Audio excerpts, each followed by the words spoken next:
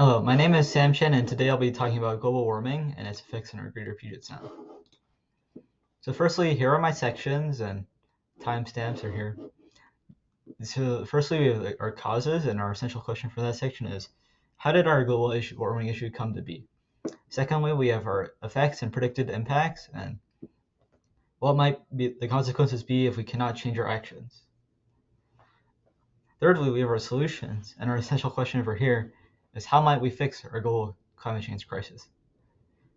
Fourthly, we have our implementation, and our essential question is, how can we realistically and effectively implement these solutions for a brighter tomorrow? And then lastly, we have our credits and quick links, hyperlinks. So firstly, we'll be going on our causes with a recap on the greenhouse effect. So firstly, we can see our greenhouse effect. Most of you should be familiar with it. The sun radiates light into the earth, and then the light is radiated back into the space. Some of it is kept with the greenhouse gas layer, but not as much as with our increased amounts of greenhouse gases, and also our ozone depleted layer. So more solar radiation comes in and less gets out, and it just gets trapped in our greenhouse gas layer. Human activities have increased the amount of greenhouse gases in the atmosphere drastically in the last century. This traps the radiation and causes extra re-emitted heat and higher global temperatures, which is about 1.0 degrees Celsius increase. This is also called global warming. So here are the different gases that compose of our greenhouse gases. So the main portion is our carbon dioxide, 76%, and then 16% is methane, and 6% is nitrous oxide, and then 2% is our synthetic gases produced from factories and also for other uses. So the main ones here are sulfur dioxide from factories and manufacturing. It's just released. There's not too much regulations on preventing it from going into the atmosphere, but yeah. And then we also have chlorofluorocarbon. This has been banned by the United Nations, but it takes 55 to 140 years to break down, so it's still there. And then here, we can see that human activities have caused global greenhouse gas emissions to exceed anything we've seen in the past 800,000 years. So here, we can see that our levels have just skyrocketed, and we're not even on the chart anymore. As well, previously, it has never happened like this. And how these measurements were gathered was that the scientists on Antarctica collected air trapped beneath the Antarctic continental ice, and yeah. Also, as we see in the graph, like it sort of changes over time, and it's always self-regulating, but it took around 50 to 100,000 years to regulate. But we're also not sure if that will ever happen now, since there's so much higher than what it would normally be. We cannot be sure that it will correct itself again. And then here's a graph of comparing atmospheric CO2 increases and our annual temperature changes in Celsius. Here we can see that this is a causal relationship because of the greenhouse effect. We know that increased amounts of CO2, a greenhouse gas, increases the global mean temperature. And as we can see the graph, the data points kind of coincide. And then it has been proven that, increased greenhouse gases it traps heat inside the atmosphere, warming the air. And here, global temperatures have increased around 1 degree Celsius in the past 100 to 150 years. And this is around 150 years, and this is around 1 degree Celsius. In some regions, warming has already exceeded 1.5 degrees Celsius compared with pre-industrial times such as 1800s, 1900s. And then the IPCC reports that close to 100% of this warming is a result of human activity, which is not very good. So here are our main emissions releasers and main offenders. So firstly, that we have our industries, our manufacturing and processing areas. They release a lot of chemicals into the air and produce a lot of carbon dioxide. But also deforestation is also a big part of carbon dioxide release.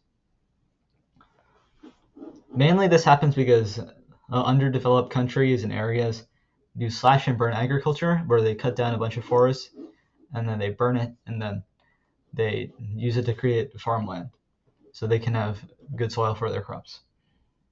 This releases large amounts of carbon dioxide and black carbon into the atmosphere.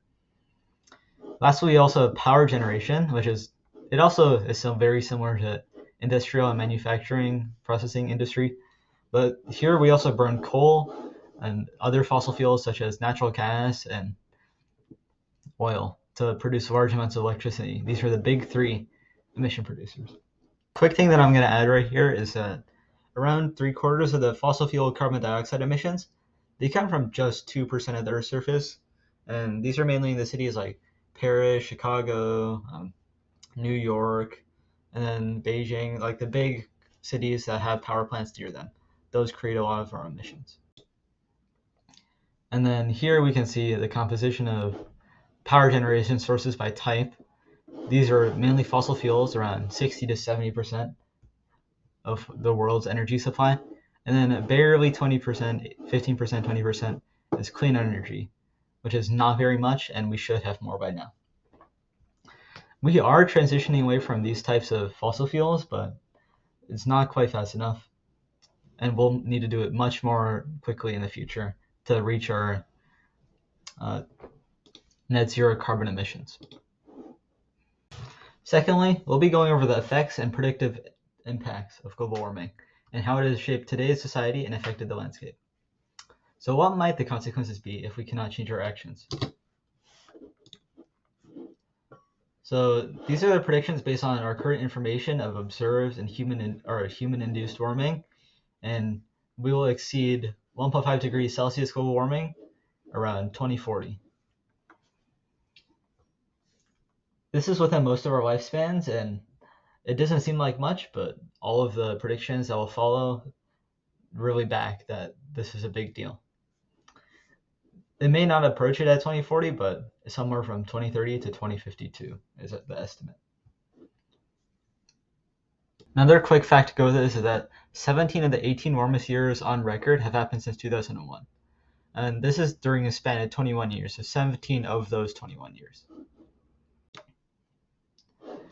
So here we'll be looking at changing climate and some of the effects that have already happened and will get worse in the future. So this is some of the data.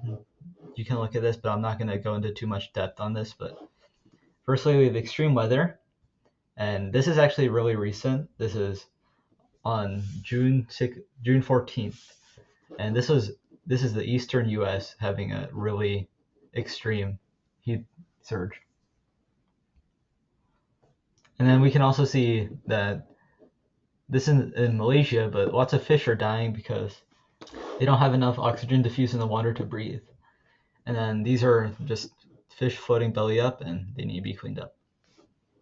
And then also drought can affect crop production and like crops like corn, wheat. This also can be in the U.S., like in the Corn Belt, U.S. And then the reduction in corn harvest due to drought and temperature increases jump from 10 to 15%, when right here the reduction in corn harvest as just 0.5 degree Celsius jump. And then the estimated fish is a lot. The fish loss is 1.5 million metric tons if these temperature changes are allowed to happen. Also, there will be a lot of ecosystem destruction that might happen due to the global warming. So firstly, we have melting sea ice, and then this will affect Arctic wildlife and such as polar bears, seals, whales, walruses. They don't have enough surface land to move around on or do what they need to do. And also, many plants and animals are predicted to lose half of their range once global warming hits. This also applies to insects, vertebrae, and invertebrate. And once it hits that 2.0 degree temperature increase mark, range is halved. And so this is a key term, range, the geographic area over which all of the individuals of a species live. And this range has all the necessary resources for its survival. And then we'll also be looking at coral bleaching, which is another big issue with our oceans. So here on the left, this is healthy coral, and the right, this is bleached coral. So coral actually depend on algae. This is what the orange color comes from. They depend on each other to survive. And then the warmer waters cause the algae to move out and they leave. And the corals left bleach and vulnerable to things, and it's not very likely to survive. And currently, with our 1.5, or with our 1 degree global warming right now, 50% of the world's reefs have already died off, and 70 to 90% are at stake to die off. So, and coral bleaching has been seen in places like the Great Barrier Reef and a lot of other places too. And yeah, and then only 50% are left right now. And this is predicted to increase to 99% when temperatures hit the 2.0 degree global warming mark. There's also a few other factors that contribute to coral bleaching, such as lower tides, excessive sunlight, and also pollution. But those do not really compare. As we can see, global warming has the greatest impact of them all. And then now we'll be looking at the graphs of forest wildfires. And so right now we have a graph of all of the documented wildfires over time. The graph starts at 1950 and then ends recently at 2017. And this is the amount of fires that occur. So, and then right now the U.S. is the highest for wildfire risks, but 61% of Western U.S. wildfires have occurred since 2000. And in the graph, that's right here. And that's actually really high. But the highest wildfire risk pertaining to the U.S. This is mainly because of California, Arizona, Oregon, Washington, Idaho, and Montana. Mostly these areas cause all of the wildfires in the U.S. This is a correlational relationship because the year is not necessarily what causes these wildfires. Also, here's another graph of documented megafires. These are very large forest fires with acreage of 100,000 or more. So the first documented instance is in 1970, and then the amount of these fires is drastically increasing, as we can see. And that's actually, we can almost always attribute this to global warming because we don't have documentation of anything before this. It could also be just because we didn't know enough about it to track the size and how much they spread, but we can attribute that to global warming. We're also going to look at lower water availability in the future. So currently, 44% of the world's population has difficulty acquiring a water source. So this image, this is mainly in Asia, East Asia, Africa. And then this number is expected to jump to 8% after the half degree Celsius temperature jump. So 1.5 degrees Celsius to 2.0 degrees Celsius global warming. 1.67 times as many people will be exposed to drought after this temperature jump. And then furthermore, drought will also be a big issue because these dry areas will become more dry, and some of these brush and trees can also dry out and be prone to wildfires. And then thirdly, we also have river flooding, which can be caused by sea level rise and also local, like think about the Cascades, the snowmelt can come down from there and cause massive amounts of water to flow through our rivers and streams, causing them to flood the areas. 1.35 times as many people will be affected by flooded rivers as sea levels rise and things melt. This is 30 more people. And then we are also on track to hit 1.5 degrees Fahrenheit and global temperature changes soon. So I don't know if I mentioned this before, but we're currently at around 1 degree Celsius. Sorry, this is supposed to be Celsius, but we're currently at 1 degree Celsius in global warming. And we are on track to hit 1.5 degrees Celsius by 2030, as I mentioned earlier. And then this will cause all of these factors. So we'll have more very hot days above like summer temperature days, 90 degrees Fahrenheit or higher. And then this will also bring with it increased risk of droughts, and also with the large amount of snow melting, this will increase the amount of floods. This also directly impacts the amount of wildfires and how large these will be. As we saw in the graphs earlier, these wildfires can put lots of carbon in the atmosphere, and that lowers air quality.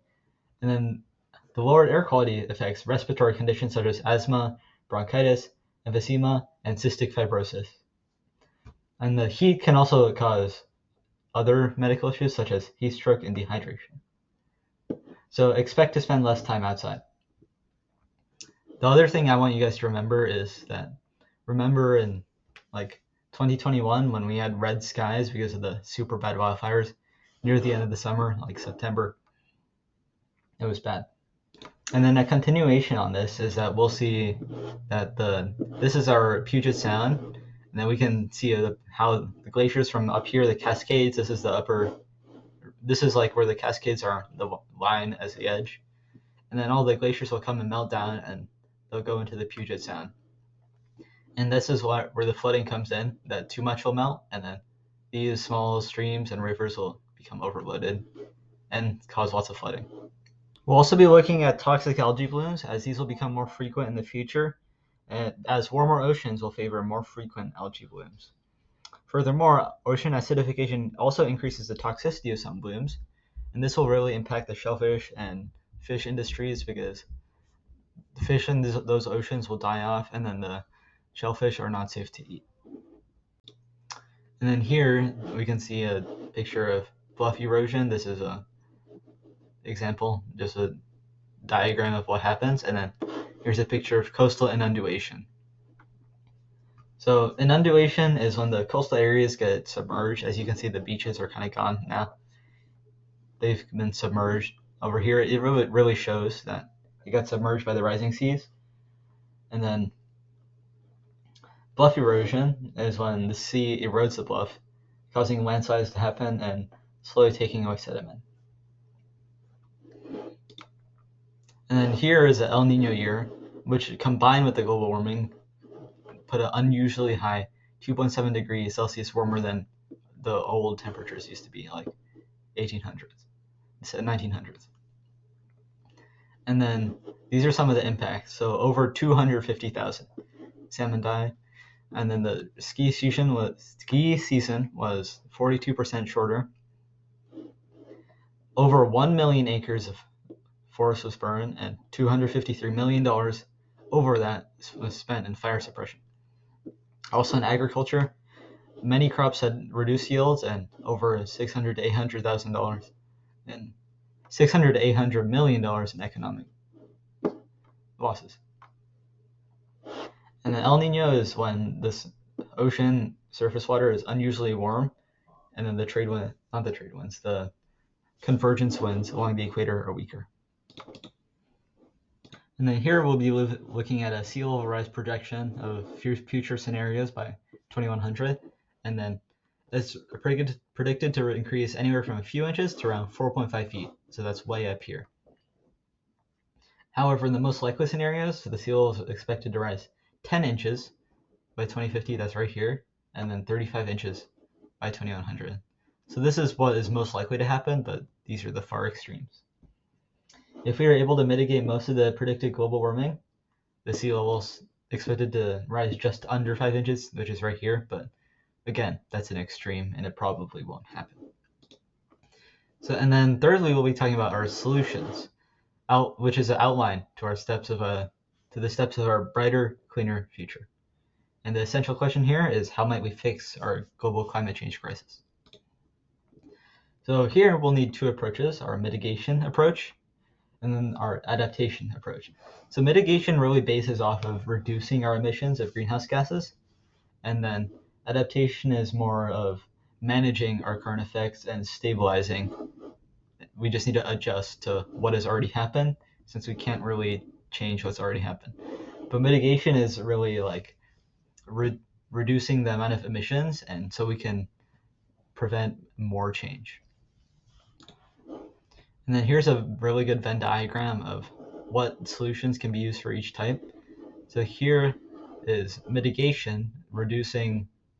It's all about reducing. So sustainable transportation, energy efficiency. These are energy reducing and less greenhouse gases going into the atmosphere. Again, with the clean energy. And then, however, as the adaptation approaches, infrastructure upgrades, flood protection, those are adapting to the sea level changes and things that have already happened, and disaster management, as because we have more severe weather nowadays. And then in the middle, we have stuff that applies to both, the really important stuff, like protecting our natural environment and educating people about climate change and new energy systems and conserving our water. And these actions can help us both reduce carbon emissions and adapt to climate change. Some more examples of the flood protection are like, and the infrastructure upgrades that are designed to protect against hurricanes, tornadoes, tropical storms. These aren't really oriented over us in the Pacific Northwest, but this is mainly talking about the East Coast, Florida areas. But disaster protection can also be important because like we need better buildings, and also we need barriers because sea level rise and flooding near riverbanks. That's also important too. We also need a transition to clean energy to help solve all these problems and reduce our carbon emissions. So firstly, we have hydropower, which is utilizing the potential energy in our waterways. The water goes down into turbines, which produces a lot of kinetic energy, and then that's stored again and moved as electricity. This does have some downsides, such as fish getting killed or blocked. They cannot travel through here. This is the Hoover Dam in Arizona. And then there's also can be a lot of sediment buildup up here that the sediment never gets down there. Secondly, we have our wind energy, which is our wind turbines. These have much less downsides than the hydropower or our dams, but we still have issues like recycling these wind turbine blades, and also to transport them is very tedious, and it takes a lot of repetition to move like a lot of these. And then thirdly, we have our solar power, which is energy from the sun. This has even less downsides, but it's not as efficient as the other two, as solar power is only at about a 10% to 20% efficiency, as we cannot capture all of the sun's energy. And then it also takes up a lot of land. And then lastly, we have our nuclear power, nuclear fission, and nuclear fusion. So nuclear fission has its downsides, as we have a different type of waste, radioactive waste, which can be radioactive even long after, like very, very long, like over 100 to even 1,000,000 years. And then fusion, however, has much less consequences, but it requires a massive amount of energy to fuse a deuterium and tritium atom of hydrogen to produce an isotope of helium.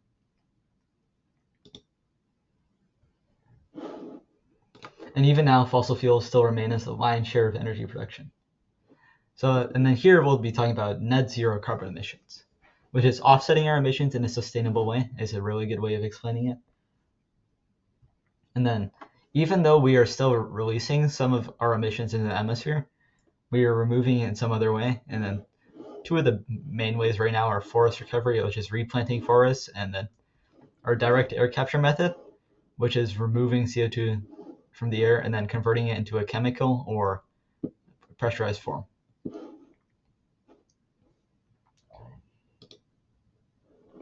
So here is a graph of our current greenhouse gas emissions, and this is a track to get us below net zero by 2100.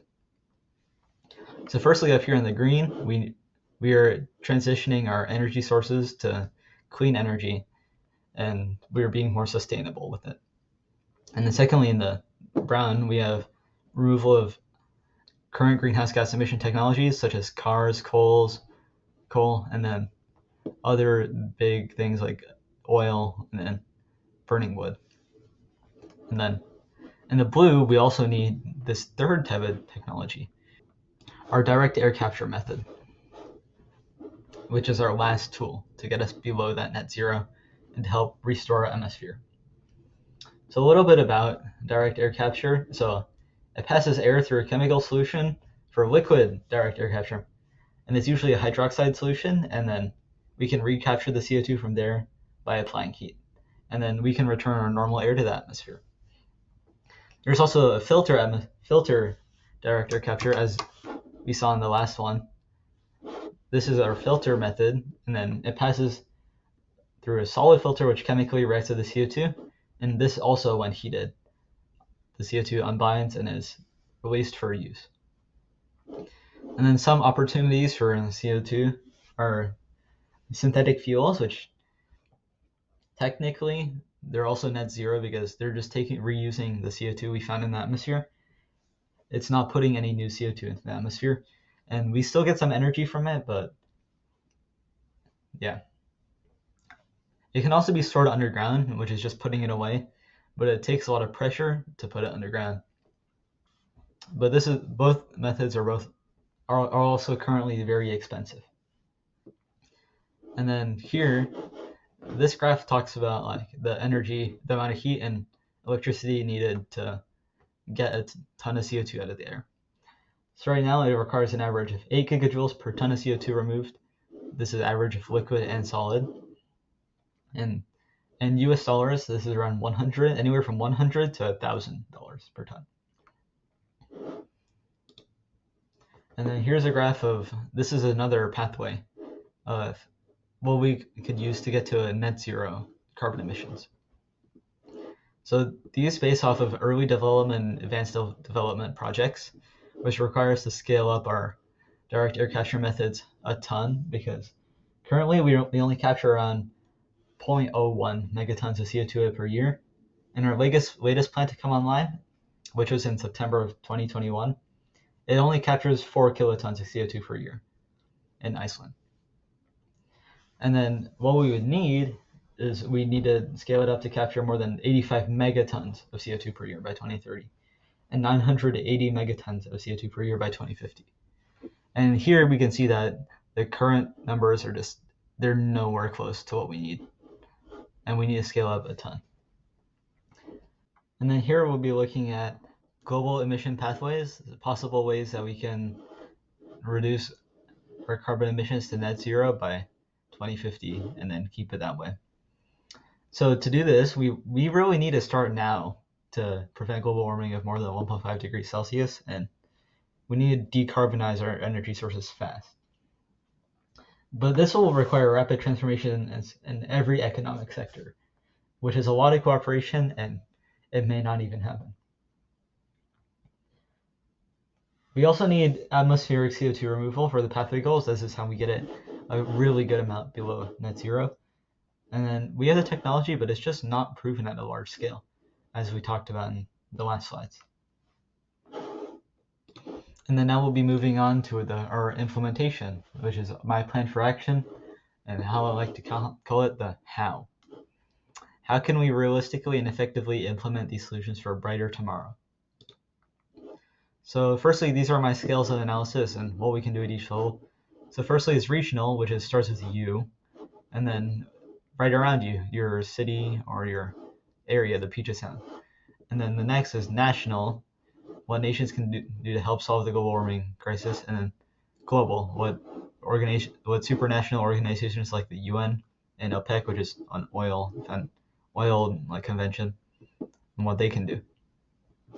And I know that this presentation is supposed to be about the Puget Sound, but I feel like global warming is such a big issue that everybody needs to do their part. So firstly, starting with regional, local agencies can spread awareness about global warming prevention. And this is important because they can spread it to other local areas too. Because you tell one person about it and they'll tell two, and then those two will tell another two. More people will get to know about it. And then another thing that's important in your region is that you need to build defenses based on where you live. Like for example, in Florida, you need hurricane defenses, and then here it may be like higher seawalls or like reinforce your stands if you're near the sea, if you're living on a seaside house. And then we'd also need to strengthen our energy infrastructure and make sure it's more efficient than ever to help reduce the need for more energy. And then at a national scale, the government would need to impose taxes on non-emission friendly products and services. A big one here is gas, but that probably would be very controversial and many people would not agree with that. There would also need to be creation of laws pertaining to energy sustainability. Many already exist, they just need to be stricter and be more future oriented. And then there also needs to be new high-tech developments. not necessarily only infrastructure, but also like more resilient crop varieties to withstand drought and other climate changes. This is important. And then water permeable concrete is important because it prevents flooding and it just lets the water seep into the ground through the concrete instead of having to go around. And then the government already has some laws to protect forests and other natural resources, and they need to maintain those, which is also really important. And then at a global, supranational scale, a big thing is we need to fund our direct air capture methods or research on that, so we can scale it up to a global level and it can have as much effect as possible. Also, globally, we need to help underdeveloped communities because this is where a lot of the CO2 comes from, as it comes from slash and burn agriculture in underdeveloped areas like Africa and East Asia. Like these people, we need to help them out. And then we also need to continue regulations on the dangerous chemicals that can deplete our ozone and also make us more susceptible to global warming. And then regulate sulfur dioxide emissions.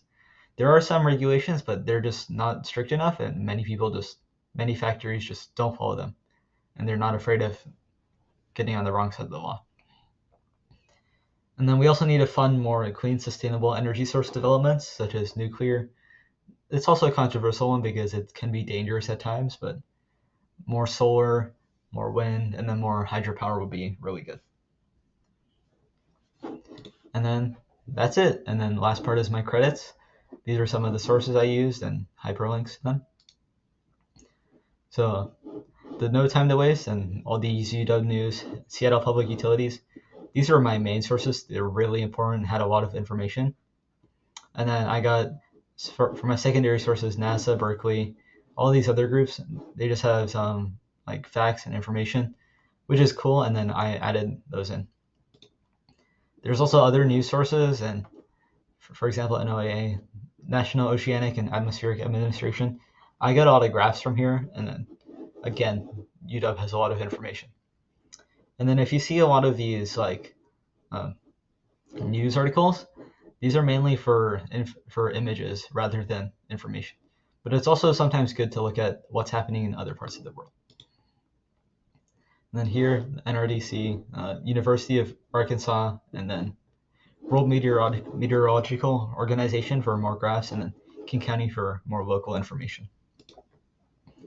And here, Nat Geo is a big one, but you also may have used Climate Council or Carbon Brief. These are two organizations that deal with net zero emissions and reducing emissions. And then this is last sources, and the City of Seattle, local stuff, and then BBC News, stuff going around outside the world, and then SEI. Thank you for watching, and if you have any questions, feel free to ask, and then, yeah, thank you.